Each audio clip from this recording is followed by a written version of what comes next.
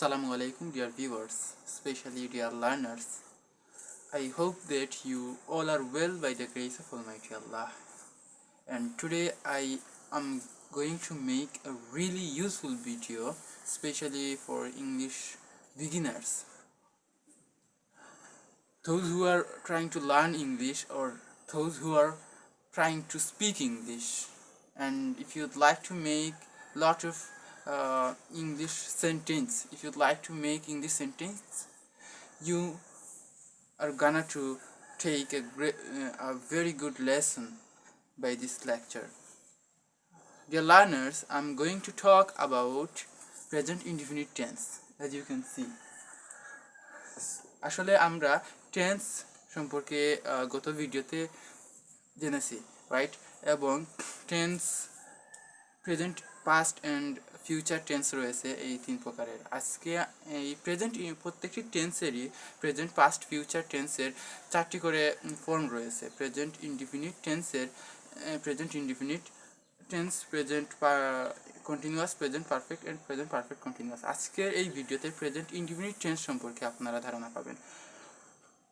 তাহলে present indefinite tense সম্পর্কে বলার শুরুতেই আমি বলতে চাই যে প্রেজেন্ট ইনডিফিনিট টেন্স এর ডেফিনেশনটা কী হতে পারে। প্রেজেন্ট ইনডিফিনিট টেন্স কি? আমরা জানি যে প্রেজেন্ট অর্থ বর্তমান, ইনডিফিনিট অর্থ সাধারণ। তার মানে প্রেজেন্ট ইনডিফিনিট টেন্সের সংজ্ঞাটা এভাবে বলা যায় যে বর্তমান কালের সাধারণ কাজকে প্রেজেন্ট ইনডিফিনিট টেন্স বলে। আচ্ছা, আমি এটি বোর্ডে লিখে দিচ্ছি। প্রেজেন্ট অর্থ বর্তমান,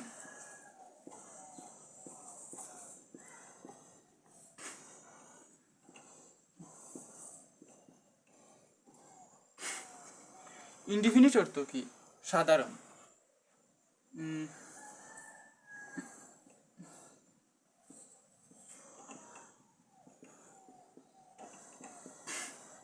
ইনডিফিনিট অর্থ সাধারণ।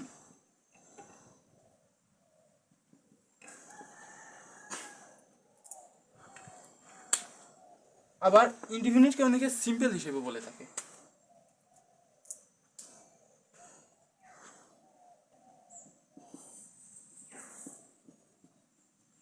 সিম্পল মানেও সাধারণ।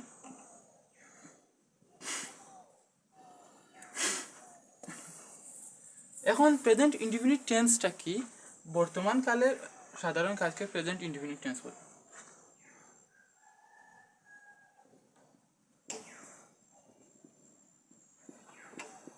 প্রেজেন্ট ইনডিফিনিট টেন্স সংজ্ঞাটা হবে বর্তমান কালের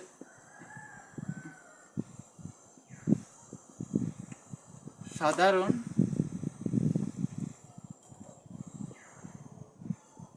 কাজকে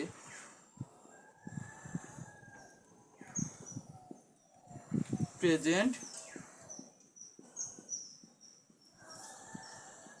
ইনডিফিনিট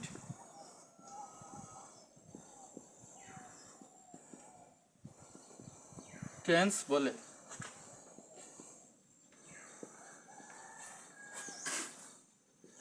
তার মানে আমরা জানলাম বর্তমান কালের সাধারণ কাজকে প্রেজেন্ট ইনডিফিনিট টেন্স বলে। To be honest enough with you, এই সংজ্ঞাটা আসলে যে জানতেই হবে আপনাদেরকে এমনটা নয়, but to identify what is present indefinite tense you can just memorise this definition. আসলে কোনো গ্রামার সলভ করার সময় আপনাদেরকে টেন্সের সংজ্ঞা কি এটা আসলে জানা তেমন আবশ্যকতা নেই। তবে টেন্স আসলে কোনটি, মানে কোন টেন্স, প্রেজেন্ট না পাস্ট না ফিউচার, এটা মানে জানার জন্য বা বোঝার জন্য, বা আপনি একটি সেন্টেন্স বলতে চাচ্ছেন প্রেজেন্ট ইনডিফিনিটে, তাহলে কোন টেন্সে পড়বে এটি আইডেন্টিফাই করার জন্য বা এটি ধরার জন্য, বোঝার জন্য আসলে এই সেন্টেন্সটি আপনি, এই ডেফিনেশনটি আপনি জেনে রাখা ভালো। এখন এই প্রেজেন্ট ইনডিফিনিট টেন্সের স্ট্রাকচারগুলো নিয়ে আলোচনা করব।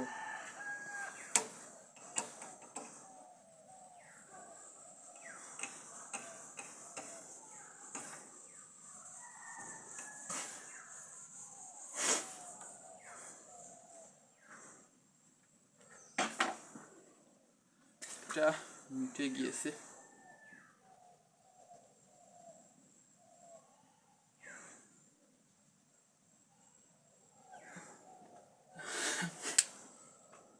আচ্ছা, প্রেজেন্ট ইনডিফিনিট টেন্সের স্ট্রাকচার। আচ্ছা, এই প্রতিটি ক্ষেত্রে টেন্সের যে ইনডিফিনিট বলুন, পাস্ট ইনডিফিনিট বলুন, বা কন্টিনিউয়াস বলুন, বা পারফেক্ট কন্টিনিউয়াস টেন্স বলুন, এটির 4টি ফর্ম রয়েছে: affirmative, negative, interrogative and negative interrogative. বিভিন্ন ধরনের গ্রামার সলভ করতে হলে এই 4টি ফর্মগুলো জানা আপনাদের জন্য অনেক ভালো হবে। এই 4টি ফর্ম যদি জানেন। অ্যাফার্মেটিভ মানে হা বোধক, আর নেগেটিভ মানে না বোধক, এবং ইন্টারোগেটিভ মানে প্রশ্নবোধক, আর নেগেটিভ ইন্টারোগেটিভ মানে না বোধক প্রশ্ন বাক্যগুলো আর কি। এখন আমি এই প্রেজেন্ট ইনডিফিনিট টেন্সের স্ট্রাকচারগুলো লিখে দিচ্ছি। প্রেজেন্ট ইনডিফিনিট টেন্সের স্ট্রাকচার অ্যাফার্মেটিভ যে এটির ক্ষেত্রে হবে। আচ্ছা, অ্যাফার্মেটিভের ক্ষেত্রে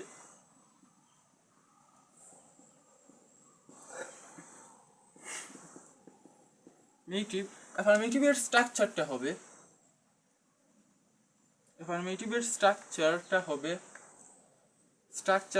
আচ্ছা, স্ট্রাকচারটা লিখে দিই। স্ট্রাকচারটা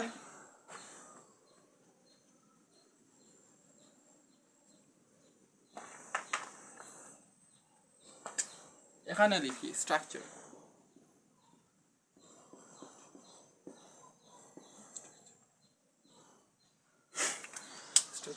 অ্যাফার্মেটিভের স্ট্রাকচার হবে প্রথমে সাবজেক্ট, এরপর ভার্বের বেস ফর্ম, মানে V1 দ্বারা ভার্বের বেস ফর্ম বোঝাচ্ছে, অ্যান্ড ভার্বের সাবজেক্ট, ভার্ব অ্যান্ড অবজেক্ট। আপনারা যারা বিগিনার লেভেলে আছেন তারা হয়তো V1 দ্বারা কি বোঝাচ্ছে হয়তো একটু কনফিউশনে রয়েছেন। মানে V1 এটা ভার্ব। আমি সাবজেক্ট, ভার্ব অ্যান্ড অবজেক্ট নিয়ে গত ভিডিওতে আমার প্রথম যে ভিডিও করেছিলাম এটাতে আলোচনা করেছি। যদি কনফিউশন থাকে তাহলে এই সাবজেক্ট, ভার্ব, অবজেক্টের ভিডিওটি দেখে আসতে পারেন। আচ্ছা, ভার্ব মূলত এই 3টি ফর্ম রয়েছে ভার্বের, যে প্রেজেন্ট, পাস্ট পার্টিসিপল ফর্ম। এটাকে V1, V2 অ্যান্ড V3 দ্বারা আসলে আমরা বলে থাকি। যেমন ভার্বের যে 3টি ফর্ম রয়েছে, V1 দ্বারা ভার্বের প্রেজেন্ট ফর্ম বলা হয়ে থাকে। V2 দ্বারা ভার্বের পাস্ট ফর্ম বোঝানো হয়ে থাকে, এবং V3 দ্বারা পাস্ট পার্টিসিপল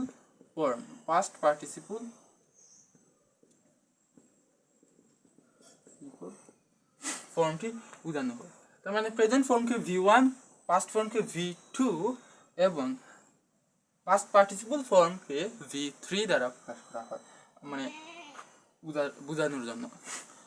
তাহলে মানে ভার্বের 3টি ফর্ম রয়েছে। যেমন গো ভার্বের, তার মানে আমরা জানলাম ভার্বের এই ভার্বের 3টি ফর্ম রয়েছে। তাহলে মানে V1, V2 and V3, right. একটি ভার্ব নিয়ে আপনাদেরকে দেখাই। যেমন গো, এটা একটি ভার্ব। এই ভার্বের 2 নম্বর ফর্ম অর্থাৎ পাস্ট ফর্ম কি হতে পারে? ওয়েন্ট। এবং 3 নম্বর ফর্ম কি? গান। যেমন ইট হতে পারে, ইট অর্থ খাওয়া, মানে ভার্ব হচ্ছে যে কাজটি করা হয়। গো বা ইট এগুলো দ্বারা মূলত কাজ করা বোঝাচ্ছে। তার মানে এটি ভার্বের ইট 2 নম্বর ফর্ম হবে ইটেন। আশা করি আপনারা বুঝতে পেরেছেন এই ভার্বের 3টি ফর্ম সম্পর্কে। এখন আপনাদের বিভিন্ন রকম গ্রামারের বই রয়েছে।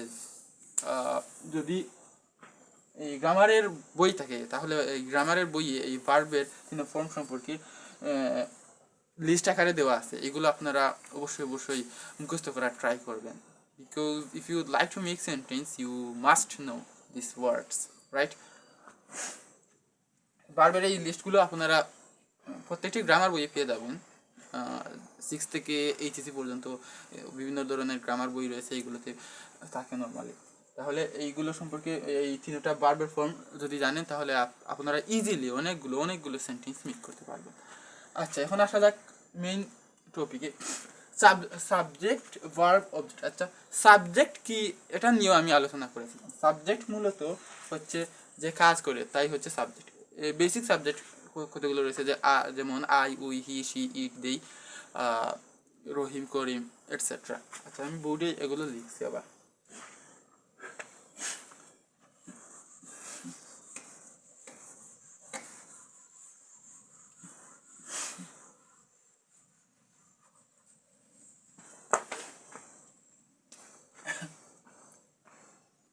আই অর্থ আমি, রাইট?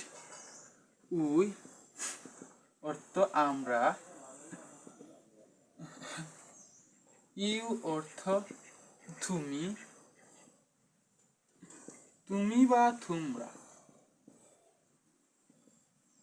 আবার আপনি বা আপনারা বোঝায়, আপনি বা আপনারা, আপনারা, আপনি বা আপনারা। আই, উই, ইউ, হি, হি অর্থ সে, এটা হবে পুরুষ ক্ষেত্রে।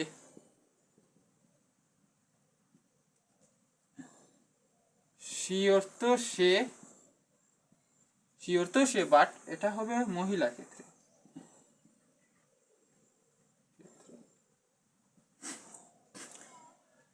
এবার আই, উই, হি, সি, ইট, ইট অর্থ ইহা। দেই, THEY, দেই, দেই অর্থ তারা, দেই অর্থ তারা, বা যে কোনো ব্যক্তির নাম হতে পারে, RAHIM, রহিম, বা যে কোনো ব্যক্তির নাম হতে পারে। এগুলো হচ্ছে সাবজেক্ট, বাট এগুলো হচ্ছে basic subject. What is that? এগুলো হচ্ছে বেসিক সাবজেক্ট।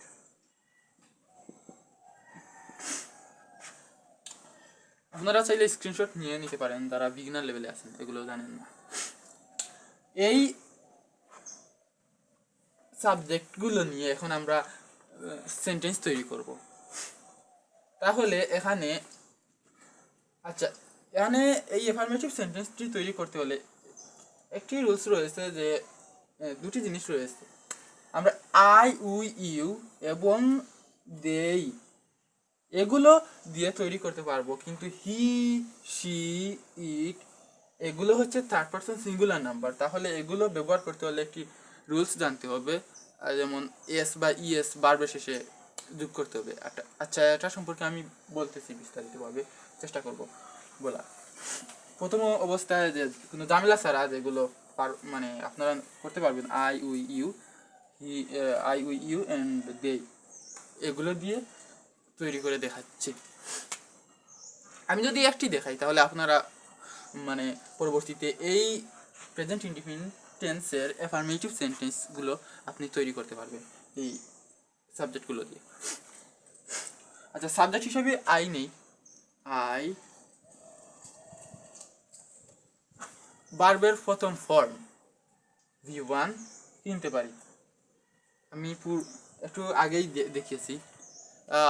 গো নেই, GO, গো। আই গো, না ইট নেব, ইট নেই, EAT, it. I eat, I অর্থ আমি, ইট অর্থ কি, খাওয়া, রাইট? আমি কি খাই?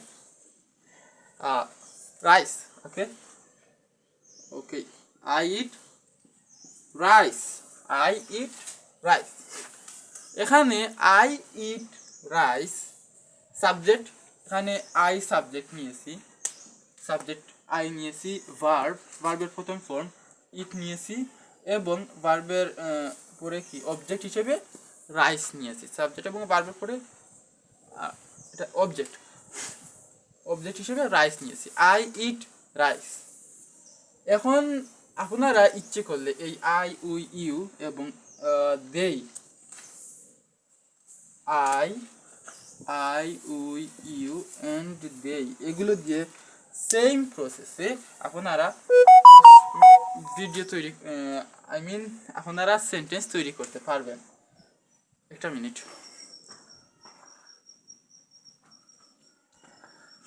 Sorry dear guys.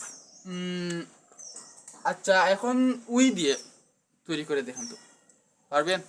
অবশ্যই পারবেন। We we same. আচ্ছা, এই ভার্বই নেই, অনেকগুলো ভার্ব রয়েছে, গো হতে পারে, প্লে হতে পারে। আচ্ছা, play, we play, PLAY, play.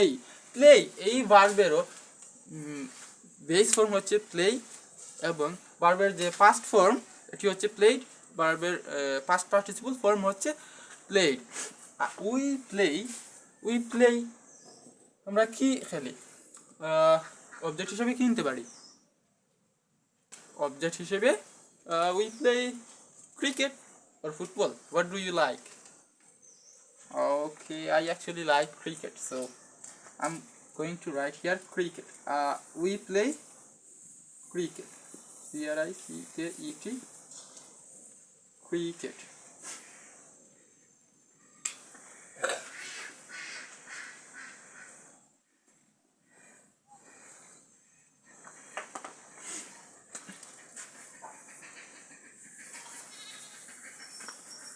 We play cricket.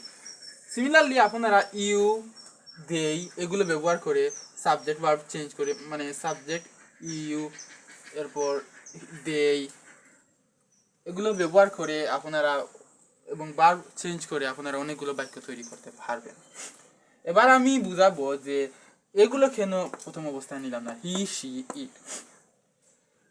এগুলো হচ্ছে মূলত থার্ড পারসন সিঙ্গুলার নাম্বার। আমি সিঙ্গুলার এবং প্লুরাল নাম্বার নিয়ে একটি ভিডিও করেছিলাম। আপনারা চাইলে এই সিঙ্গুলার এবং প্লুরাল সম্পর্কে যদি কনফিউশন থাকে, কোনটি সিঙ্গুলার কোনটি প্লুরাল এবং third person, first person, second person এগুলো সম্পর্কে যদি কনফিউশন থাকে তাহলে ওই ভিডিওটি আপনারা দেখে নিতে পারেন। এখন আমরা জানবো প্রেজেন্ট ইনডিফিনিট টেন্সের ক্ষেত্রে সাবজেক্ট যদি থার্ড পারসন সিঙ্গুলার নাম্বার হয় তাহলে ভার্বের শেষে এস বা ইএস যোগ হবে। কি বলেছি? প্রেজেন্ট ইনডিফিনিট টেন্সের ক্ষেত্রে সাবজেক্ট যদি থার্ড পারসন সিঙ্গুলার নাম্বার হয় তাহলে ভার্বের শেষে এস বা ইএস যোগ হবে। Now may be question that where should I use S or where should I use ES, right? Okay, let's start. এখন আমি দেখাচ্ছি।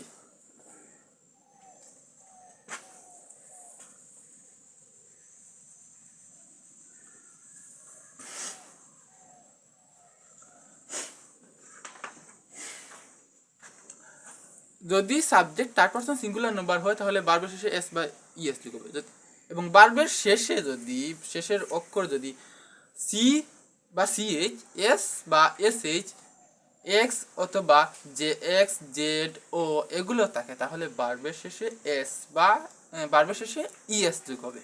ওকে, আমি বোর্ডে লিখে দিচ্ছি তাহলে আপনারা স্ক্রিনশট নিতে সুবিধা হবে। প্রেজেন্ট ইনডিফিনিট টেন্সের ক্ষেত্রে মূলত এই রুলসটি হবে। প্রেজেন্ট ইনডিফিনিট টেন্সের ক্ষেত্রে হবে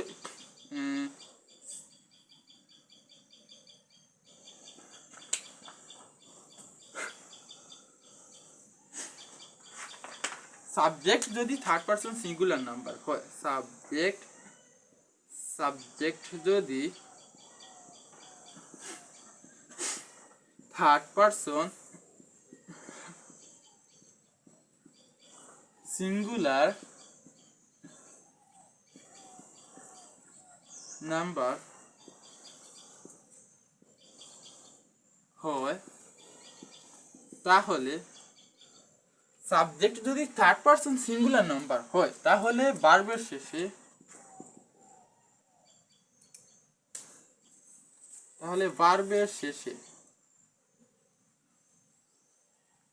ভার্ব এর শেষে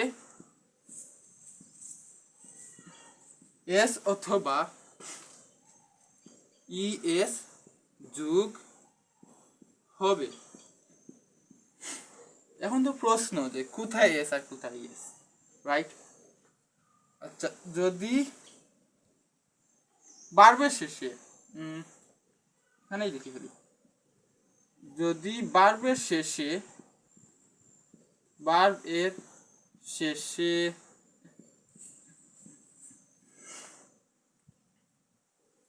যদি বার্বের শেষে এস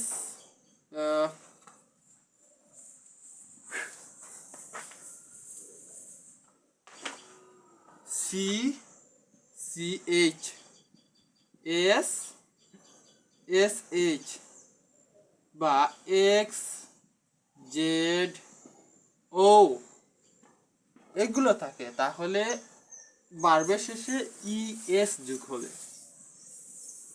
কি? যদি C C H S S H X Z O থাকে তাহলে বার্বের শেষে বার্বের শেষে ই এস যোগ হবে। যেমন গ যদি থাকে, এখানে গ এই ভার্বের লাস্ট অক্ষরটি হচ্ছে ও, মানে ও যদি থাকে তাহলে কি হবে? ই এস যোগ হবে, গ না হয়ে গোজ হবে।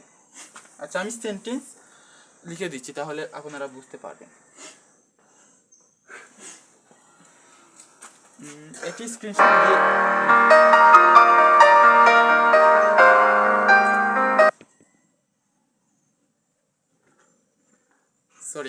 এটি স্ক্রিনশট দিয়ে রাখতে পারেন বুঝার সুবিধার্থে।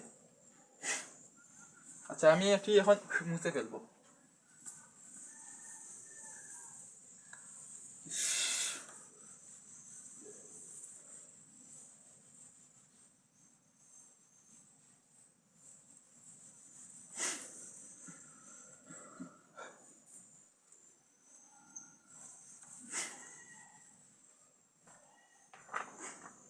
এখানে আমি মিটিয়ে ফেলেছিলাম অ্যাফার্মেটিভ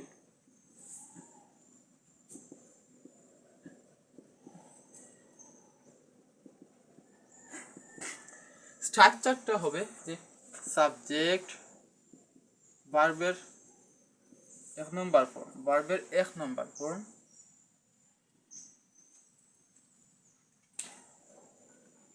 অবজেক্ট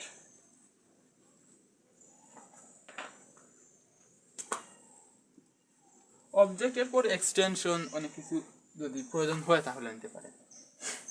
সাবজেক্ট আমরা এখন হি সি এগুলো নিয়ে আলোচনা করব।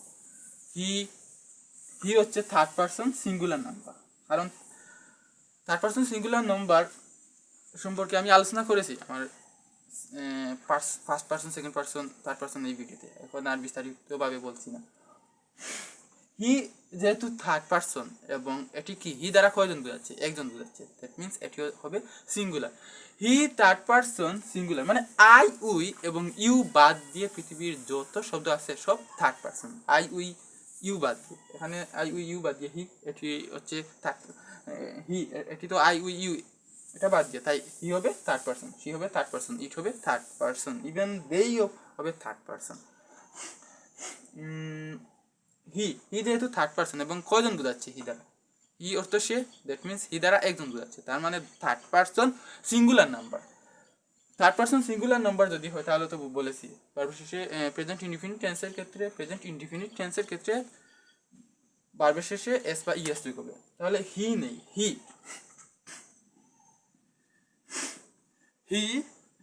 এখন ভার্বের প্রথম ফর্ম, মানে ভার্বের বেস ফর্ম হি। পূর্বে যে ওয়ার্ডটি নিয়েছিলাম ইট, এটাই নেই, ইট হি ইট এখন অবজেক্ট হিসাবে রাইস। নাও টেল মি এই সেন্টেন্সটি correct or wrong? What do you think? Is it correct or wrong? He eat rice. Subject লিখেছি, ভার্ব লিখেছি, অবজেক্ট লিখেছি, তার মানে আমি তো লিখলাম, তাহলে ভুলটা কোথায়? আমরা জানি যে সাবজেক্ট যদি থার্ড পারসন সিঙ্গুলার নাম্বার হয় তাহলে ভার্বের শেষে এস বা ইএস যোগ হবে। এটি খুবই ভালো করে বুঝতে হবে যে সাবজেক্টটি আমরা যে ব্যবহার করছি, এটা যেহেতু প্রেজেন্ট ইনডিফিনিট টেন্সের ক্ষেত্রে ব্যবহার করতেছি এবং স্ট্রাকচার অনুযায়ী যে সাবজেক্টই নিয়েছি, সাবজেক্ট এটা কি নিয়েছি, কোন পার্সন, ফার্স্ট পার্সন না সেকেন্ড পার্সন না থার্ড পার্সন। থার্ড পার্সন যদি নেই তাহলে দেখতে হবে থার্ড পার্সন এই সাবজেক্টটি থার্ড পার্সন সিঙ্গুলার না প্লুরাল।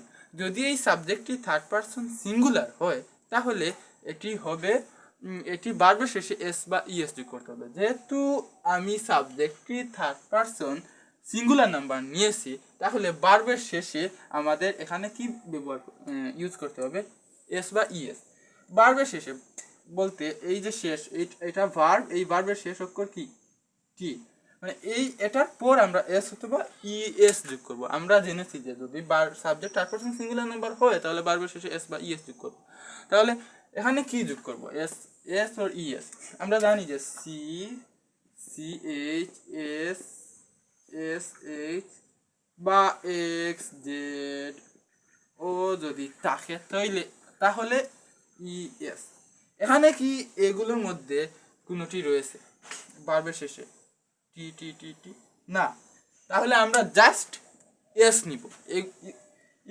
এগুলো যদি না থাকে তাহলে এগুলো না থাকলে জাস্ট কি নিব, এস নিব।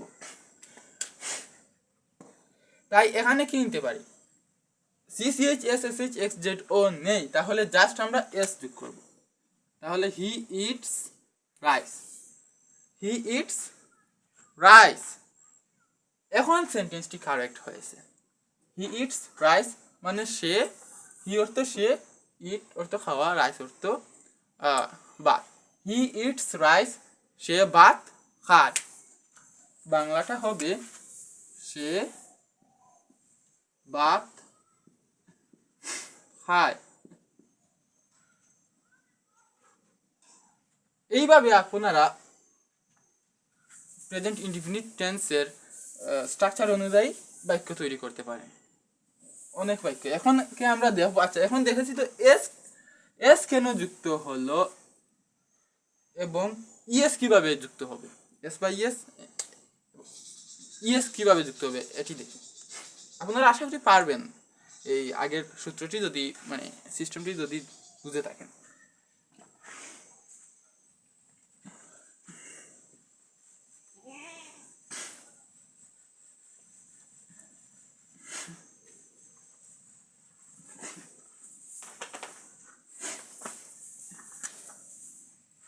সাবজেক্ট হিসাবে হি সি নেই, সি একই হতো, সাবজেক্ট চেঞ্জ করতেছি আর কি, স্ট্রাকচার ঠিক থাকবে। সি ভার্বের কত নম্বর ফর্ম আমরা নিব এখন, ভার্বের প্রথম ফর্ম যেহেতু প্রেজেন্ট ইনডিফিনিট টেন্সে structure. He she she verb হিসাবে গো নেই, গো টু সিলেক্ট টু, আচ্ছা স্কুল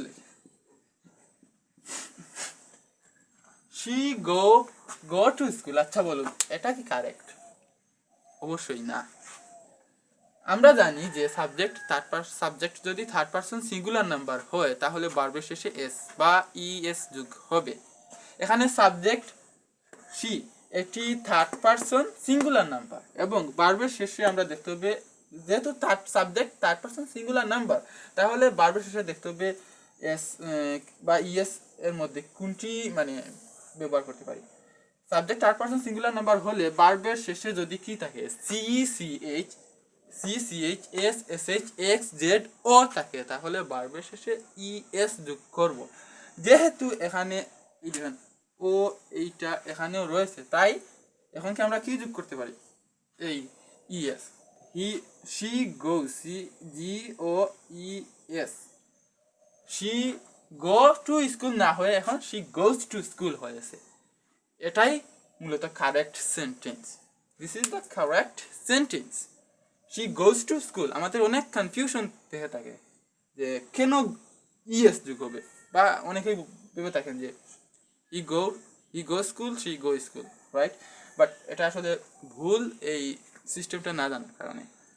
ইভেন গ্রামারের যে রাইট ফর্ম অফ ভার্ব আছে, আই মিন ক্লাস 6 থেকে এইচএসসি পর্যন্ত আই থিঙ্ক সব ক্লাসে রাইট ফর্ম অফ ভার্বের একটি গ্রামার রয়েছে।